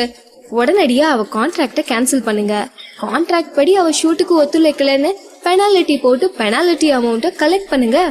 அடுத்ததா வேற ஒருத்தர ஷூட்டுக்கு அரேஞ்ச் பண்ணிக்கலாம் என்று சர்வசாதாரணமாக ராகினிக்கு தீர்வு கூறினாள் அவந்திகா. அங்கு வேறு யாராவது அவர்களை கவனிக்கிறார்களா என்று நோட்டம் விட்ட ராகினியோ அவந்திகாவிற்கு அருகில் போய், அவந்திகா நீ இன்னும் இந்த விஷயத்தை பத்தி கேள்விப்படலையா என்று அவள் காதில் கிசுகிசுத்தாள். என்ன விஷயம் என்று குழப்பத்தோடு கேட்டாள் அவந்திகா. எல்லாரும் கனிகா தான் மிஸ்ஸஸ் அரவிந்த்னு பேசுறாங்க என்று கூறியதும் அதை கேட்டு திகைத்து போனாள் அவந்திகா. ஆமா அவந்திகா, இதுவரைக்கும் எந்த நடிகை ஒரே படத்துல இந்த அளவுக்கு ஃபேமஸ் ஆகியிருக்காங்க? நீயே சொல்லு. அதுவும் இந்த படத்துல நடிச்சதுல இருந்து அவளை பத்தி எந்த நியூஸும் வெளியில வரல. அப்படின்னா இந்த ரூமர் கூட உண்மையா இருக்கலாம்ல? அப்படி இருக்கும்போது யாராவது அவளை பகைச்சுக்க நினைப்பாங்களா என்று பயத்தோடு கேட்டாள் ராகினி. ஒவ்வொரு முறையும் மிஸ்ஸஸ் அரவிந்த் பற்றிய வதந்தி மிஸ்ஸஸ் அரவிந்திடமே வந்து நிற்பதை பார்க்கும் போது அவந்திகாவிற்கு சிரிப்பதா அழுவதா என்று தெரியாமல் மனதிற்குள் சலித்து கொண்டாள்.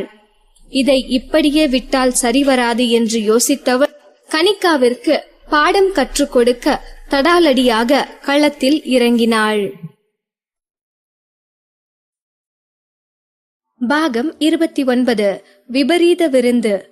அவந்திகாவும் ராகினியும் பிலிம் ஸ்டுடியோவிற்கு வந்தனர். அவர்கள் வருவதற்கு முன்பே கனிகா அங்கு வந்திருந்தாள்.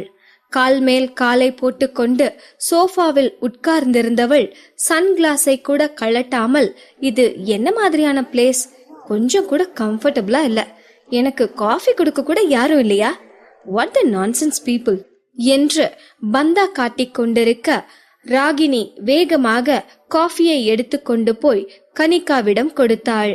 ராகினியின் கையிலிருந்து காஃபி கப்பை வாங்கி ஸ்டைலாக குடித்தவள் ஒரு முழுங்கு குடித்ததும் குடித்த காஃபியை வேகமாக கீழே துப்பினாள். நீ என் நாக்குல சூடு வைக்க நினைக்கிறியா? இவ்ளோ சூடாவா காப்பி குடுப்ப? என் நாக்கு சுட்டது மட்டும் அரவிந்துக்கு தெரிஞ்சதுன்னா அவர் கோபத்துல உன்னை என்ன செய்வார்னே தெரியாது என்று அவள் ராகினியை பார்த்து கத்தவும், கவனிக்காம சுட சுட வாயில ஊத்திக்கிட்டது ஓன் தப்பு, அது கூட நான் தான் காரணம்னு சொல்லுவியா? மூஞ்சலி மாதிரி மூஞ்ச வச்சுக்கிட்டு இந்த வெட்டி பந்தாவுக்கு ஒன்னும் குறைச்சல் இல்ல என்று கடுப்பில் ராகினி மனதிற்குள்ளேயே கனிகாவை திட்டி தீர்த்தாள். மனதிற்குள் அவளை திட்டிய வார்த்தையை மட்டும் அவள் சத்தமாக சொல்லி இருந்தால் கனிகா பேயாட்டம் ஆடிவிடுவாள் என்பது ராகினிக்குத்தான் நன்றாகவே தெரியுமே. அதனால் எதுவும் பேசாமல் பயத்தோடு கனிகாவை பார்த்து கொண்டு நின்றிருந்தாள். ராகினியின் அருகில் வந்த அவந்திகா அவள் கைகளை பிடித்து கொண்டு கனிகாவிடம் பேசினாள். மேம், ஷூட்டிங்க்கு டைம் ஆச்சு, பிளீஸ் கோஆபரேட் பண்ணுங்க என்று அவந்திகா கூறவும் அவளை பார்த்து கனிகா கோபமாக முறைத்தாள். இன்னும் முழுசா மேக்கப்பே போட்டு முடிக்கல, அதுக்குள்ள இந்த நிலைமையில எப்படி நான் ஷூட்டுக்கு ரெடி ஆக முடியும் என்று கனிகா எரிச்சலாக கத்தினாள். அவந்திகாவோ மேக்கப் ஆர்டிஸ்டை அழைத்து சீக்கிரமா மேடம்க்கு மேக்கப் போட்டு விடுங்க என்று இன்ஸ்ட்ரக்ஷன் கொடுத்தாள். அதை கேட்ட கனிகா சன்கிளாஸை கழட்டி விட்டு தலையை சாய்த்தபடி அவந்திகாவை பார்த்தாள். கனிகாவின் முகத்தை பார்த்ததும் அந்த செட்டில் இருந்த அத்தனை பேருக்கும் அதிர்ச்சியாக இருந்தது. அவளை பார்த்த அவந்திகா புருவத்தை சுளித்தாள். கனிகா 2 நாட்களாக இரவில் சரியாக தூங்காததால் அவளின் கண்களை சுற்றி கருவளையம் வந்திருந்தது. பவுண்டேஷன் போட்டால் கூட அந்த கருவளையத்தை முழுதாக மறைக்க முடியாத அளவுக்கு அது டார்க்காக இருந்தது. அது மட்டும் இல்லாமல் அவளின் முகமும் கொஞ்சம் வீங்கி இருந்ததால் அவளின் லுக்கே மாறிப்போய் இருந்தது. பொதுவாக அடுத்த நாள் போட்டோ ஷூட் இருக்கும் பொழுது முந்தைய நாள் ஆரோக்கியமான உணவை எடுத்துக்கொண்டு இரவில் நன்றாக தூங்கி முகத்தையும் உடலையும் சரியாக பராமரிக்க வேண்டும் என்பது எல்லா ஆர்டிஸ்டுக்கும் நன்றாகவே தெரிந்திருக்கும். ஆனால் இவளோ போட்டோ ஷூட் இருப்பது தெரிந்தே எதையும் கொஞ்சம் கூட ஃபாலோ செய்யாமல் திமிராக வந்து உட்கார்ந்திருக்கிறாள். மேக்கப் ஆர்டிஸ்ட் கனிகாவின் முகத்தை பார்த்துவிட்டு என்ன சொல்வது என்று தெரியாமல் தயக்கத்தோடு அவந்திகாவை பார்த்தாள். மேடம், அது என்று அவள் பேச ஆரம்பிப்பதற்குள் வழக்கமா போடுற மேக்கப்பையே போடுங்க என்று உத்தரவு போட்டாள் அவந்திகா.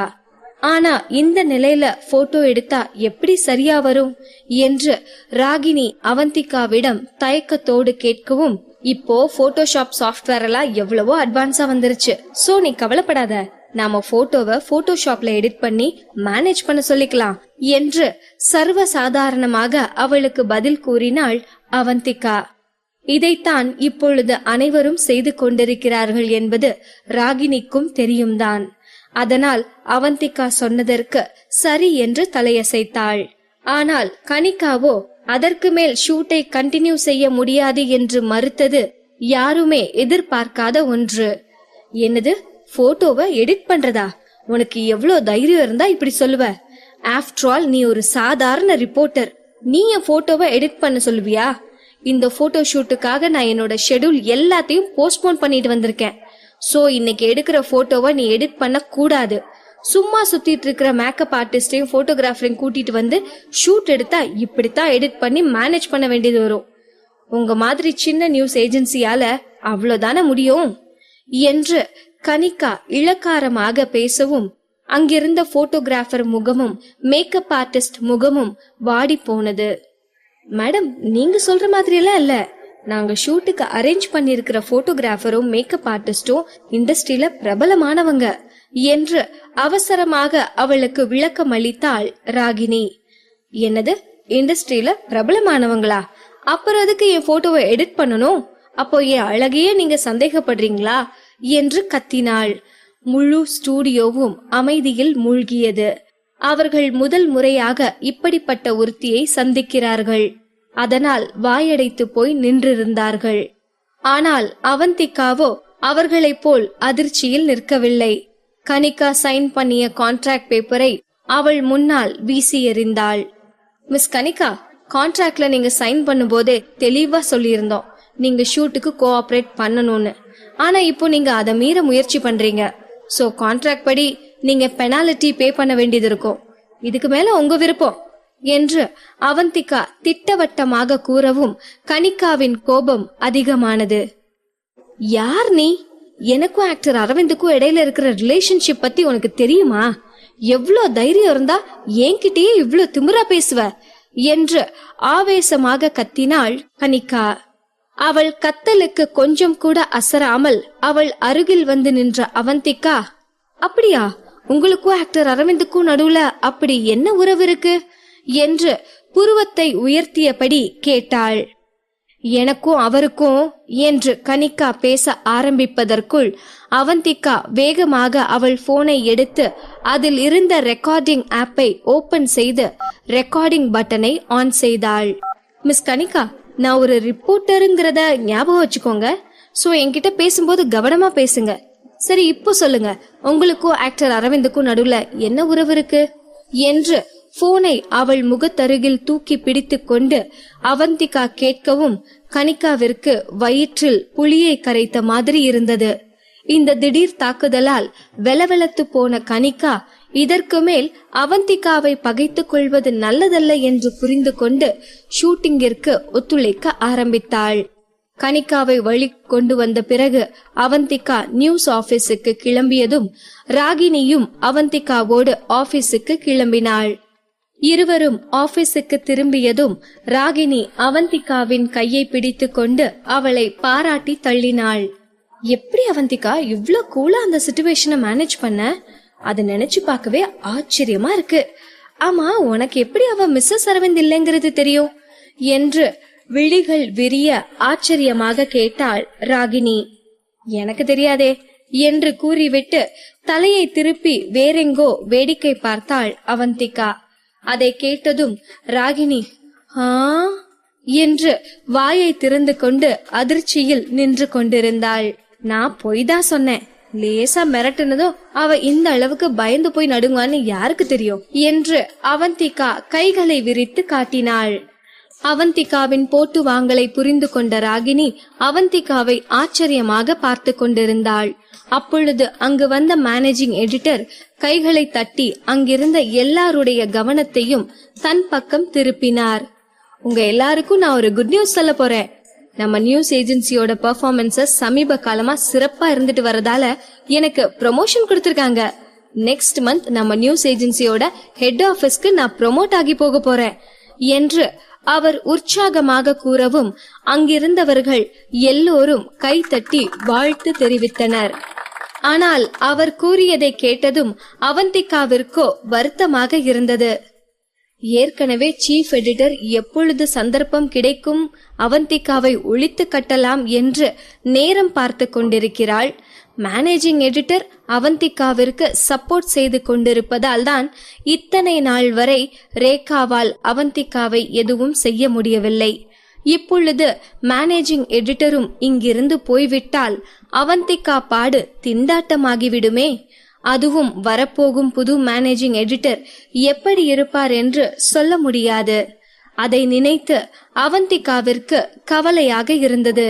அவள் இப்படி யோசித்துக் கொண்டிருக்கும் போது மற்றவர்களோ மேனேஜிங் எடிட்டர் ட்ரீட் கொடுக்க போவதை நினைத்து உற்சாகத்தில் ஆரவாரம் செய்து கொண்டிருந்தனர்.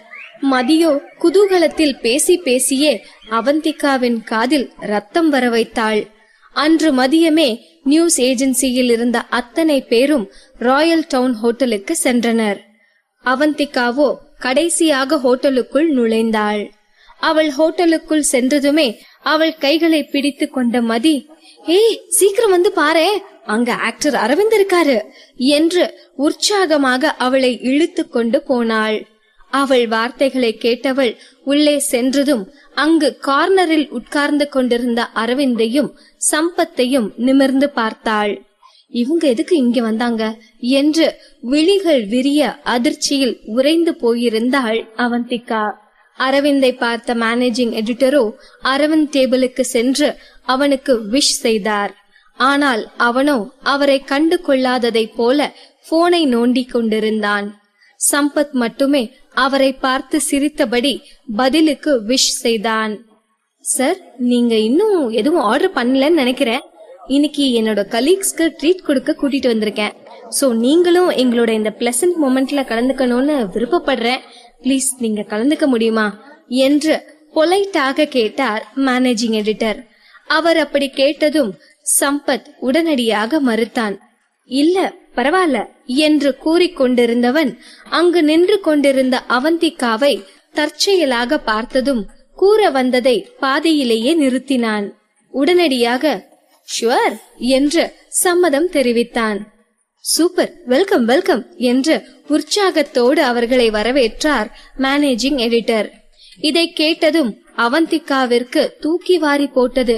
உண்மையாகவே அரவிந்த் அவர்களோடு சாப்பிட சம்மதித்து விட்டானா என்று அதிர்ச்சியில் பார்த்து கொண்டிருந்தாள். ஆனால் அரவிந்தோ சம்பத் திடீரென்று சம்மதம் சொன்னதும் எதற்கு சம்மதித்தாய் என்பது போல சம்பத்தை பார்த்தான். சம்பத்தோ அரவிந்தின் எண்ணத்தை புரிந்து கொண்டு கண்களால் சிக்னல் காட்டியபடி விரலால் யாரையோ சுட்டி காட்டினான். அவன் விரல் காட்டிய திசையில் திரும்பி பார்த்தவன் கண்களில் ஒரு பெண்ணின் முதுகுக்கு பின்னால் மறைந்து கொள்ள முயற்சி செய்து கொண்டிருந்த அவந்திகா தென்பட்டாள். அதற்கு மேல் தாமதிக்காமல் சேரில் இருந்து எழுந்த சம்பத், ஓகே, அப்ப நாமளும் செலிப்ரேஷன்ல கலந்துக்கலாம், வாங்க சார் என்று அரவிந்தையும் கூட்டிக் கொண்டு மேனேஜிங் எடிட்டர் புக் செய்த பார்ட்டி டேபிளுக்கு வந்து அமர்ந்தான். ஐ Avantika, super, best actor Aravind நம்ம கூட ஒன்னா உட்காந்து சாப்பிட போறாரு. நினைச்சு பார்க்கவே ஜாலியா இருக்கே. நான் அவர்கிட்ட ஆட்டோகிராஃப் கேட்க போறேன் என்று குதூகலித்தாள் மதி. வாசலில் நின்று கொண்டிருந்த அவந்திகாவோ உள்ளே போக தைரியம் வராமல் சிலையை போல நின்று கொண்டிருந்தாள். மிகுந்த சிரமத்துக்கு பிறகு தன்னை கொஞ்சம் தைரியப்படுத்தி கொண்டவளாய் உள்ளே நுழைந்தாள். ஆனால் அந்த பார்ட்டி டேபிளில் இருந்த எல்லா சேரும் ஆல்மோஸ்ட் நிரம்பி இருந்தது. அரவிந்திற்கு அருகில் இருந்த 2 சேர் மட்டுமே காலியாக இருந்ததை கவனித்தாள். அரவிந்தின் அருகில் உட்கார்ந்து சாப்பிடும் அளவுக்கு அங்கு யாருக்கும் தைரியம் இருக்கவில்லை என்பது அவந்திகாவிற்கு நன்றாகவே புரிந்தது. ஆனாலும் இப்பொழுது அவள் என்ன செய்வது என்று புரியாமல் முழித்துக் கொண்டிருந்தாள்.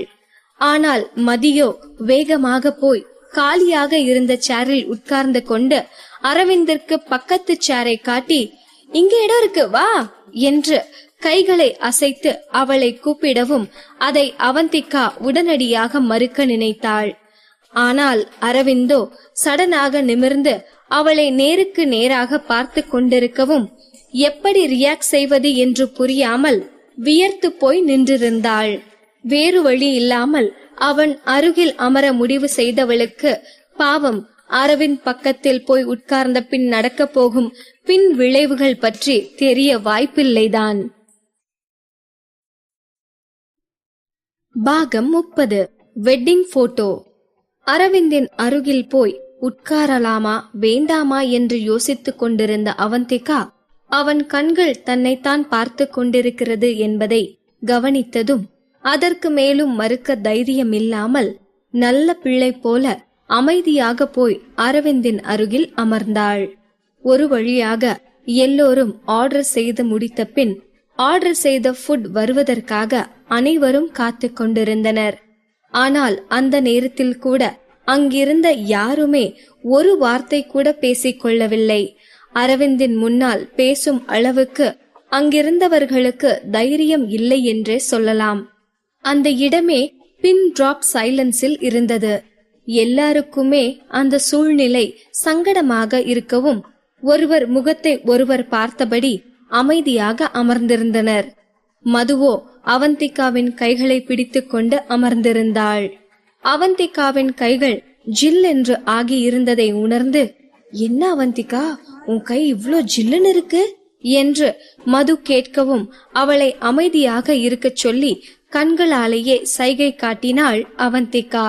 பின் என்ன, அவந்திகாவின் உடலை உறைய வைப்பதற்கான காரணம்தான் அவள் அருகிலேயே அமர்ந்திருக்கிறதே. அரவிந்த் அவளுக்கு அருகில் அமர்ந்திருக்கும் போது அவள் கைகள் சில்லிடாமல் இருந்தால்தானே ஆச்சரியம். அவந்திகா சம்பத்தை முறைத்து பார்த்தாள். இவன் எப்பொழுதுமே இப்படித்தான், தேவையில்லாத விஷயங்களை தேவையில்லாத நேரங்களில் செய்து அவந்திகாவை அரவிந்திடம் மாட்டிவிட்டு கொண்டே இருக்கிறானே என்று அவந்திகாவிற்கு கடுப்பாக இருந்தது. அவர்களோடு ஒன்றாக உட்கார்ந்து சாப்பிட எதற்கு சம்மதித்தான்? இதெல்லாம் புரிந்து செய்கிறானா புரியாமல் செய்கிறானா என்று மனதிற்குள் சம்பத்தை திட்டிக் கொண்டிருந்தாள் அவந்திகா. ஹை லெவலில் இருக்கும் பல ரிப்போர்ட்டர்கள் ஒன்றாக அமர்ந்திருக்க இந்த சூழ்நிலையில் அரவிந்த் கவனமாக இல்லை என்றால் நிச்சயமாக பெரிய விளைவுகளை அவன் சந்திக்க வேண்டியதாயிருக்கும் என்று அவனுக்கு உள்ளூர கவலைப்பட்டு கொண்டாள். அங்கு நிலவிக் கொண்டிருந்த அமைதியை கலைக்க முயற்சி செய்தான் சம்பத். எதுக்கு எல்லாரும் இவ்வளவு அமைதியா இருக்கீங்க? பார்ட்டியை என்ஜாய் பண்ணுங்க, நாமெல்லாம் ஃப்ரெண்ட்ஸ் தானே, சோ கம்ஃபர்டபுளா இருங்க என்று அந்த சூழ்நிலையை சகஜமாக்க முயற்சி செய்தான். அவன் அப்படி கூறியதும், எஸ், ரிப்போர்ட்டர்ஸும் செலிபிரிட்டியும் நேச்சுரலாவே ஃப்ரெண்ட்ஸ் தான். அதுவும் இப்படி நாம எல்லாரும் ஒன்னா உட்கார்ந்து லஞ்ச் சாப்பிடுறது ரியலி பிளெஸிங் மொமெண்ட்னு தான் சொல்லணும் என்று சிலாகித்தார் மேனேஜிங் எடிட்டர். கண்டிப்பா அரவிந்த் சாரும் நானும் இங்க இல்லன்னு நினைச்சுக்கிட்டு எல்லாரும் சகஜமா பார்ட்டியை என்ஜாய் பண்ணுங்க என்று சம்பத் கூறவும், அதெப்படி அவர்கள் இல்லை என்று நினைத்து கொண்டு சகஜமாக இருக்க முடியும் என்று அங்கிருந்தவர்கள் மனதிற்குள் நினைத்து கொண்டனர். அதற்கு பிறகும் கூட அங்கு யாரும் பேச முன்வரவில்லை. கடைசியில் மேனேஜிங் எடிட்டரே கான்வர்சேஷனை ஆரம்பித்து வைத்தார். ஆக்சுவலி எங்க நியூஸ் ஏஜென்சியோட எம்ப்ளாயீஸ்ல பல பேர் அரவிந்த் சாரோட ஃபேன் தான் என்று சிரித்து கொண்டே அவர் கூறவும், அப்படியா, யாரெல்லாம் என்று அவந்திகாவை பார்த்தபடி கேட்டான் சம்பத். இங்க இருக்கிற எல்லாருமே தான். குறிப்பா அரவிந்த் சாரோட தீவிரமான ஃபேன் யாருன்னா அது அவந்திகா தான் என்று அவந்திகாவை கை காட்டி சிரித்தாள் மது. மது அப்படி கூறியதும் அவந்திகா வேகமாக அரவிந்தின் ரியாக்ஷன் என்னவாக இருக்கும் என்று அவனை பார்த்தாள். மதுவின் வார்த்தைகளை கேட்டவன் மெதுவாக நிமிர்ந்து ஓரக்கண்ணால் அவந்திகாவை பார்த்தான்.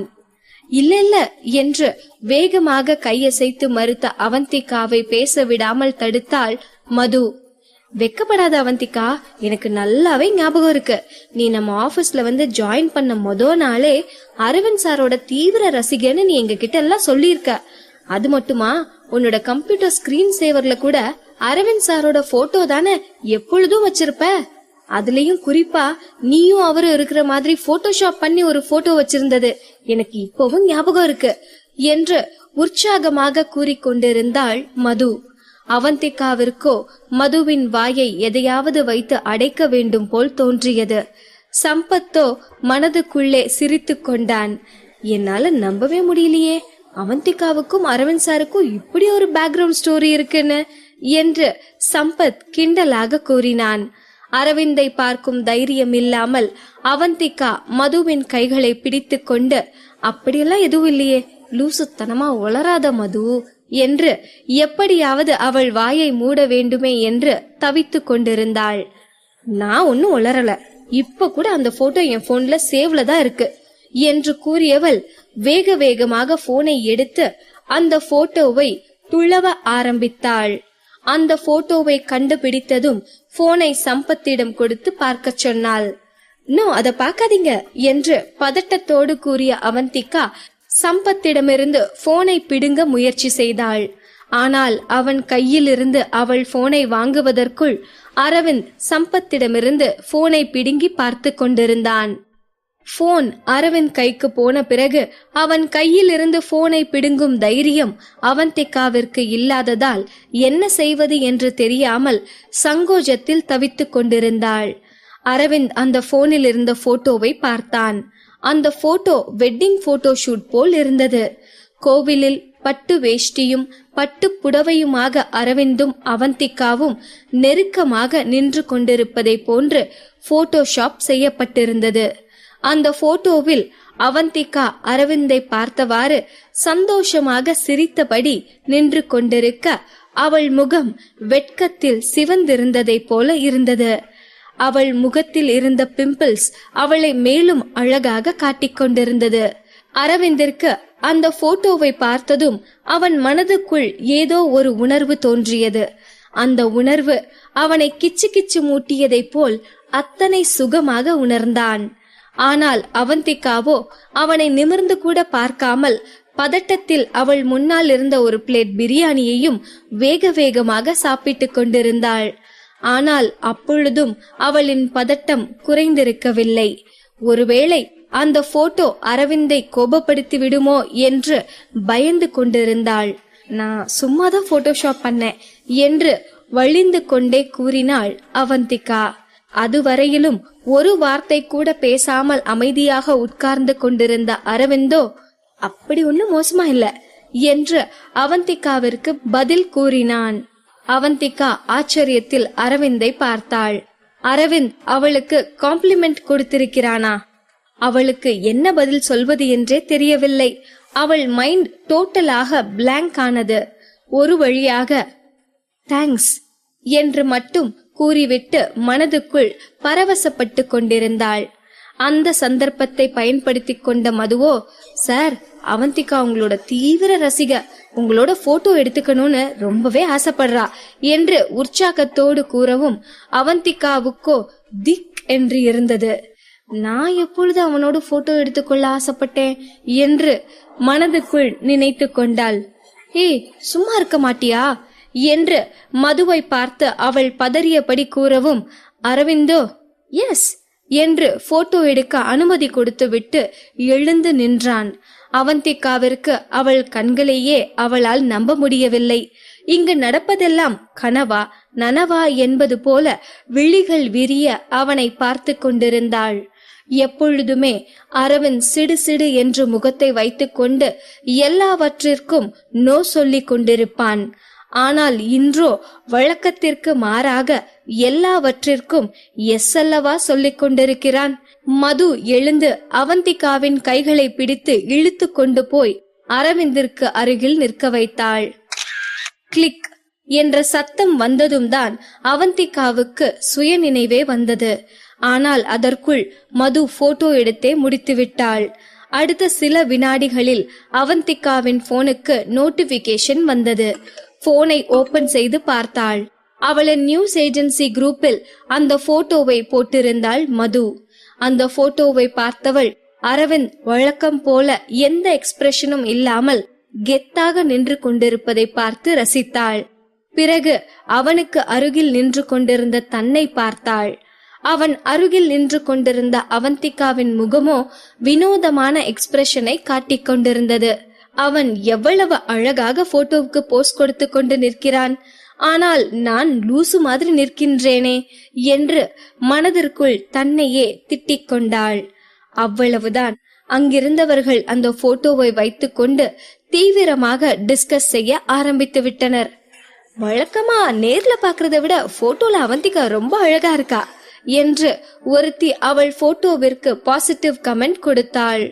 சரிதான், அரவிந்த் சாரோட மத்த ஆக்ட்ரஸ் போட்டோ எடுக்கும்போது அவங்களோட ஷைனிங் கண்டிப்பா டிம் ஆகிடும்.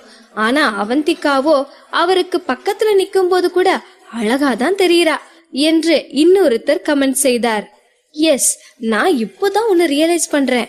நம்ம நியூஸ் ஏஜென்சில இப்படி ஒரு அழகான பொண்ணு வேலை செய்யறத இத்தனை நாளா என் கண்ணுக்கு தெரியாமலே போயிடுச்சே என்று அவள் அழகை ஓவராக சிலாகித்து கொண்டார் ஒருவர். இப்படியாக அவர்கள் அந்த போட்டோவை பார்த்து கமெண்ட் செய்து கொண்டிருக்க அதில் ஒருவன் அவளை பார்த்து, அவந்திகா, நீங்க இப்பவே இவ்ளோ அழகா இருக்கீங்களே, அப்படின்னா உங்க காலேஜ் டேஸ்ல உங்களை நிறைய பேர் துரத்தி லவ் பண்ணிருப்பாங்க தானே என்று விளையாட்டாக கேட்டான். அதை கேட்டதும் அவந்திகாவிற்கு வாய் விட்டு சிரிக்க வேண்டும் போல இருந்தது. ஆனால் அவள் தன்னை கட்டுப்படுத்தி கொண்டாள். அவனின் கேள்விக்கு பதில் எதுவும் சொல்லாமல் அமைதியாக சாப்பிட்டு கொண்டிருந்தாள்.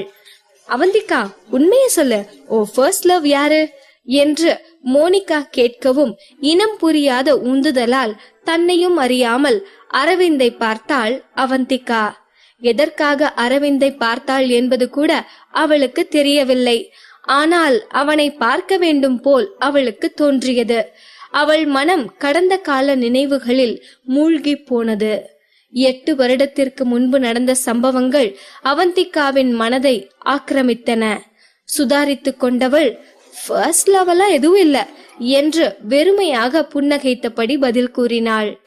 நோ வே, இவ்ளோ அழகா இருக்க உனக்கு ஃபர்ஸ்ட் லவ் இல்லனா இது நம்புற மாதிரியா இருக்கு என்று மோனிகா அவந்திகா கூறியதை பலமாக மறுத்தாள்.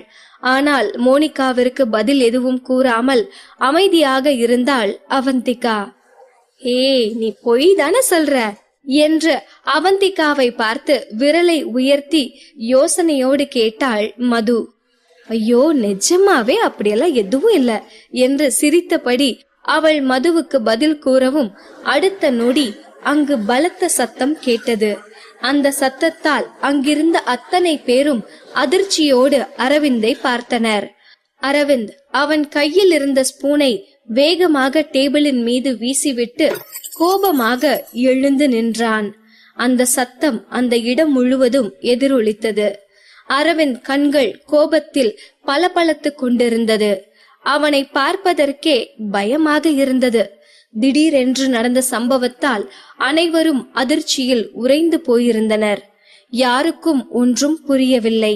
அவந்திகா தற்பொழுது என்ன சொன்னாள்? அவளுக்கு முதல் காதல் இல்லை என்றுதானே?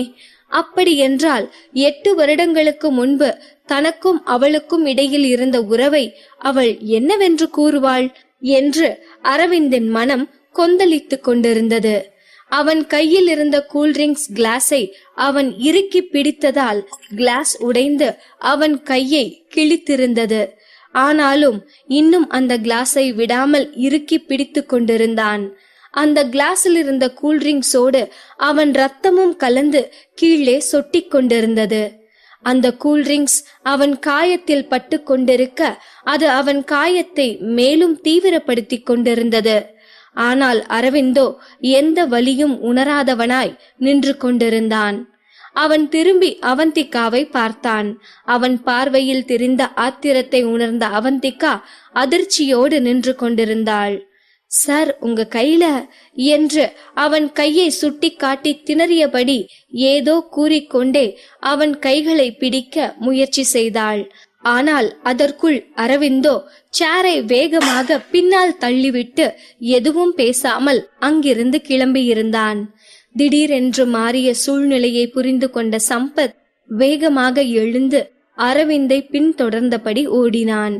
அரவிந்தின் இந்த திடீர் மாற்றத்தை புரிந்து கொள்ள முடியாதவளாய் அதிர்ச்சியும் குழப்பமுமாக நின்று கொண்டிருந்தாள் அவந்திகா.